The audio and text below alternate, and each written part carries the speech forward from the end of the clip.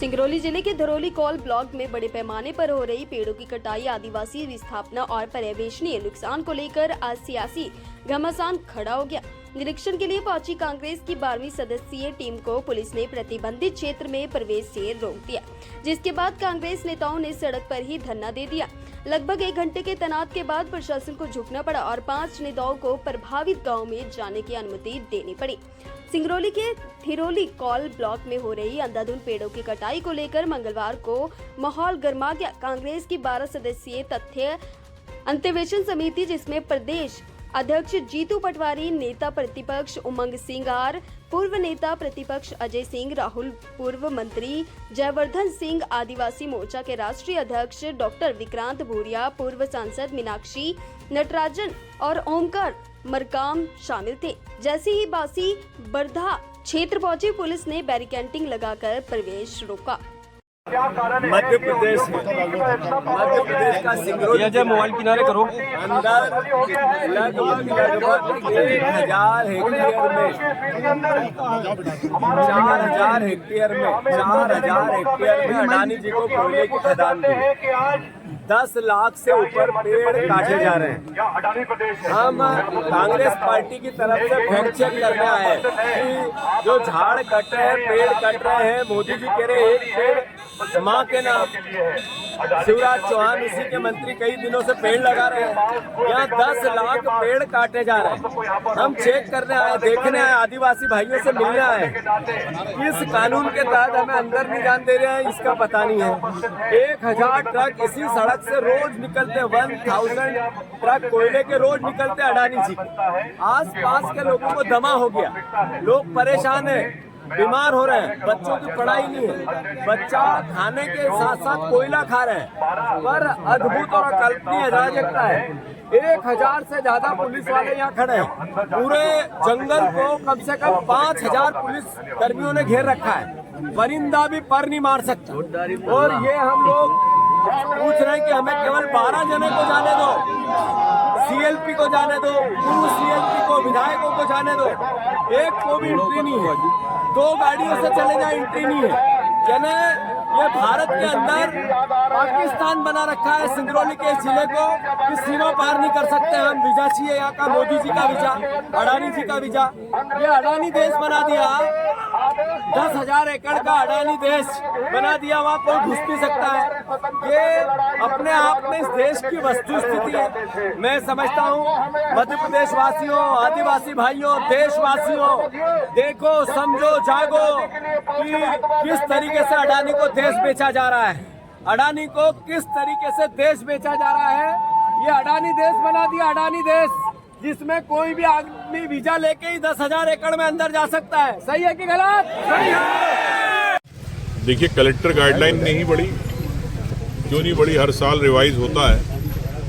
कई गांव के अंदर गाइडलाइन में बदलाव है, तो मैं समझता हूं कि ये भी एक गड़बड़ी है सरकार की तरफ से। सरकार, मोहन यादव की सरकार, बीजेपी की सरकार, जिस प्रकार से आपने देखा पुलिस फोर्स लगाई गई, जिसमें कि हम लोग तो सिर्फ मिलने आए थे उन गरीब किसान आदिवासियों से। लेकिन जिस प्रकार से फोर्स और आपने देखा कि एक किला बनाया गया, इसकी आवश्यकता नहीं थी। मैं समझता हूं कि हर व्यक्ति को मिलने का एक मौका होना चाहिए। आम व्यक्ति की बात को क्यों डर रही है? मतलब घोटाला चल रहा है इस खदान के अंदर, इस क्षेत्र के अंदर, इसलिए आपने इतनी पुलिस फोर्स लगाई। इसी तौर से ये भारतीय जनता पार्टी किस प्रकार से हाथ रख रही है, जो देश को लूट रहे हैं। मैं तो ये कह सकता हूँ अडानी सरी के लोग जो देश के खनिज को लूट रहे हैं आदिवासी क्षेत्रों के अंदर, तो भारतीय जनता पार्टी पूरा उन पर सपोर्ट कर रही है। दोनों के बीच आप गए थे, क्या कुछ स्थिति वहाँ पर आपको देखने को मिली? देखिए, 2 चीज़ें मेरे को दिखने मिल रही है। एक तरफ हम जब बासी बरधा गए तब वहाँ पर हमने देखा ज़बरदस्त वनों की कटाई हो चुकी है, पेड़ कट गए हैं और बहुत बुरी हालत है। दूसरी तरफ जब हम दूसरे गाँव में गए तो हमने वहाँ देखा कि वहाँ पर घर तोड़े जा रहे हैं और घर तोड़ने के बाद उनको ज़बरदस्ती वहाँ से विस्थापित किया जा रहा है। विस्थापित करने के साथ साथ उनको मुआवजा भी नहीं दिया जा रहा है। तो ये एक सबसे बड़ी चुनौती है कि जब लोगों को विस्थापित किया जा रहा है और उनको मुआवजा नहीं दिया जा रहा है तो उसकी जवाबदारी कौन लेगा।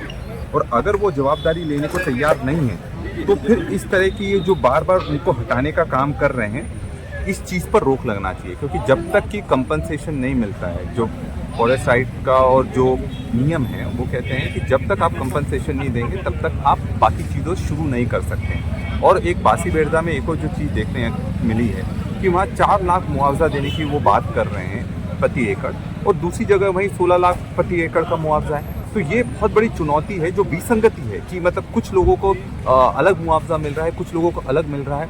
तो ये भी एक सोचने वाली बात है कि अगर मुआवजा सबको बराबर नहीं मिल रहा तो ये कैसे कर रहे हैं। हम बासी बेरदा गए तो वहाँ पर हमने जब लोगों से बात करी तो उनका ये कहना था कि यहाँ पर कोई ग्राम सभा नहीं हुई।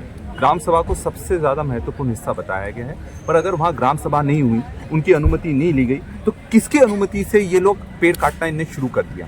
और एक और चीज़, हम जब गए एक गाँव में तो वहाँ पर हमने देखा कि पेड़ों पर जो नंबरिंग कर रहे हैं, ये कुछ पर नंबरिंग कर रहे हैं और बहुत सारे पेड़ छोड़ते जा रहे हैं। मतलब ये जो बताने के लिए जो अकाउंट में आएंगे वो कम आएंगे, और जो असली में पेड़ कट रहे हैं वो लाखों की संख्या में कट रहे हैं। क्योंकि अभी विधानसभा में जब मैंने ध्यान आकर्षण में ये सवाल करा था तो जो माइनिंग मिनिस्टर हैं जो उन्होंने ये जवाब दिया था कि हम अभी सिर्फ 33,000 पेड़ काट रहे हैं, पर जो हम जिस तरह का नज़ारा देखकर आ रहे हैं 33,000 नहीं, लाखों पेड़ अभी से कट चुके हैं। और कुल मिलाकर जो आंकड़ा मंत्री जी ने दिया था कि 6 लाख तक हम पेड़ काटेंगे, पर असली आंकड़ा 20 लाख के भी ऊपर जाने वाला है।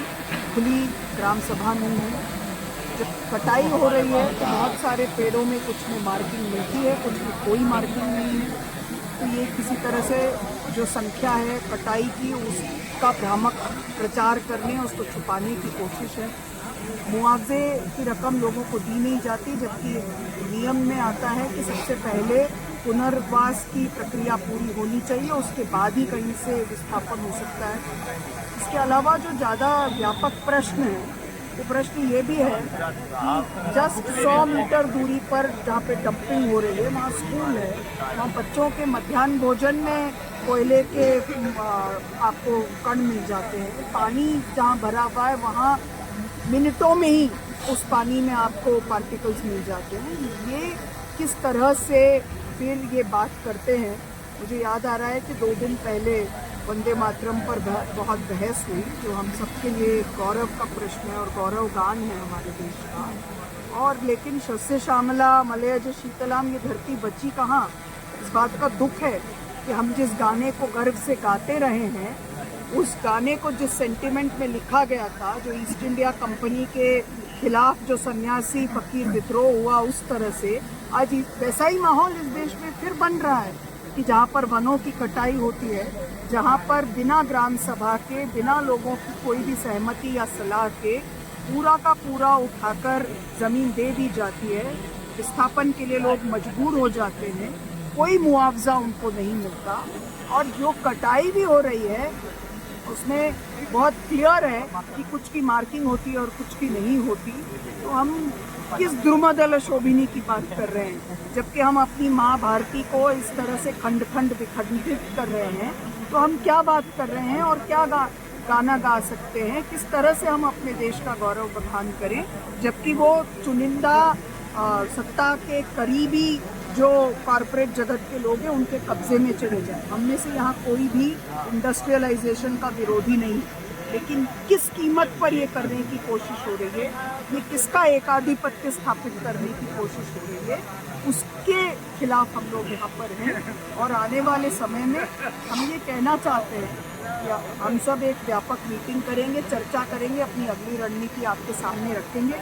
लेकिन जिस तरह नियामगिरी के आदिवासियों के हक में ये फैसला हुआ था कि सुप्रीम कोर्ट की निगरानी में ग्राम सभा हो, उस तरह से अगर यहाँ पर कोई प्रयास होता तो ज़्यादा अच्छा होता। हम सब उसकी एक रूपरेखा बनाएंगे।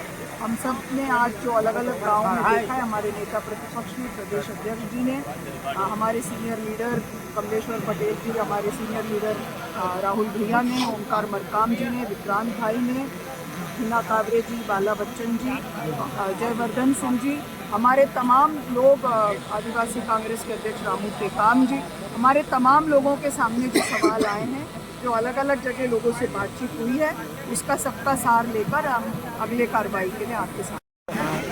देखिए यहाँ पर पर्याप्त बातें नेता प्रतिपक्ष और प्रदेश अध्यक्ष अरे यार मोबाइल हटाओ ना। मैं तो सिर्फ इतना ही कहना चाहूँगा कि दुर्भाग्य है कि सिंगरौली जिले में इस तरह का आतंक, इस तरह का व्यवहार आम नागरिक के साथ, भगवान न करे किसी और जिले में, किसी और क्षेत्र में इस तरह की घटनाएं बता दीजिए, बोलिए। आज ऑल इंडिया कांग्रेस कमेटी की तरफ से 12 सदस्यीय प्रतिनिधि मंडल नियुक्त किया गया था। वो सारे लोग यहाँ पर आए थे और जिस तरह से यहाँ के जिला प्रशासन का व्यवहार रहा वो घोर निंदनीय रहा। हम अपने ही प्रदेश में, अपने ही जिले में, अपने ही गांव में जाने के लिए जिस तरह से रोक टोक और पुलिस के साये में फिर हम लोगों को 5 लोगों को अनुमति दी गई और 2 लोग हमारे 3 लोग जो है वो पिछले रास्ते से छुप छुपा के वहाँ के आदिवासी भाइयों से मिलने के लिए पहुँचे। ये कौन सा कानून सिंगरौली जिले में चल रहा है, प्रदेश में कौन सा कानून चल रहा है, ये दुर्भाग्य का विषय है। जबकि हमारे भारत देश का संविधान और कानून ये कहता है, अनुच्छेद 19(1)(d) में ये स्पष्ट उल्लेख है कि हमारे देश का रहने वाला कोई भी व्यक्ति किसी भी प्रदेश में, किसी भी जिले में, देश के किसी भी कोने में, किसी भी गांव में जा सकता है, मुलाकात कर सकता है और वहां रुक भी सकता है। पर दुर्भाग्य है मध्य प्रदेश में सिंगरौली जिले में पुलिस के साये में जैसे आतंकवादी यहाँ रह रहे हो और हमारे जो चुने हुए जनप्रतिनिधि जो यहाँ पे रह रहे, कोई भी जाना चाहता है, या जैसे आज डेलीगेशन आया था, जिस तरह का बर्ताव हुआ, ऐसा लगता है कि पूरी तरह से यहाँ का प्रशासन किसी एक कंपनी विशेष के लिए काम कर रहा है, यहाँ की जनता के लिए काम नहीं कर रहा है। उसकी हम निंदा करते हैं और यहाँ के प्रशासन से हम मांग करते हैं, प्रदेश सरकार से मांग करते हैं कि जो अवैध कटाई और बिना विस्थापन पुनर्वास की नीति को नियम विरुद्ध जो काम हो रहा है, इस पर तत्काल रोक लगाई जाए, स्थानीय लोगों को न्याय दिया जाए और ये जंगलों की कटाई पर रोक लगाई जाए। आप सभी लोग बासी बिरदह में आए हैं, देख रहे हैं कि भारी संख्या में कांग्रेस के कई नेता भी यहाँ पे आए हुए हैं, दर्जनों की संख्या में। क्या कुछ कहेंगे इसको लेकर के? देखिए, है क्या कि पूरे भारतवर्ष और मध्य प्रदेश की अगर हम बात करते हैं तो यहाँ पे जो भी अडानी और अंबानी का जो ग्रुप चल रहा है, उनसे पूरा जो हमारे प्रदेश की जनता जनार्दन है वो त्रस्त हो चुकी है। जो एक तरफ भारतीय जनता पार्टी कहती है माँ के नाम एक वृक्ष, ये उनका संकल्प चलता है और वो वृक्ष लगाते हैं, लेकिन अडानी के माध्यम से उसी वृक्ष को उजाड़ा जाता है, उसी वृक्ष को काटा जाता है। उसकी हम सभी घोर निंदा करते हैं और उसी के विरोध में आज हम सब जो हरिजन आदिवासियों को उजाड़ा जा रहा है, गांव के गांव को पृथक किया जा रहा है, उनके घरों को ध्वस्त किया जा रहा है, उसी के विरोध में हम सब हरिजन आदिवासियों के साथ कांग्रेस सरकार सदैव निरंतर खड़ी रही है। उसी के तारतम्य में आज हम सब यहाँ पे धरना प्रदर्शन करने के लिए एक सांकेतिक धरना प्रदर्शन के रूप में हम सब आए हैं और हमारे जिला मऊगंज के श्री सुखेंद्र सिंह बन्ना जी के नेतृत्व में मेरे को ये लग रहा है कि यहाँ पे जितनी भी गाड़ियाँ आई हुई हैं और जितने भी यहाँ पे हम लोग जन सैलाब दिखाई दे रहा है, इसमें से 50% श्री सुखेंद्र सिंह बन्ना जी के समर्थक यहाँ पे आए हुए हैं। क्या नाम है आपका? मेरा नाम वीरेंद्र मिश्रा है, मैं ब्लॉक कांग्रेस अध्यक्ष हनुमना हूँ।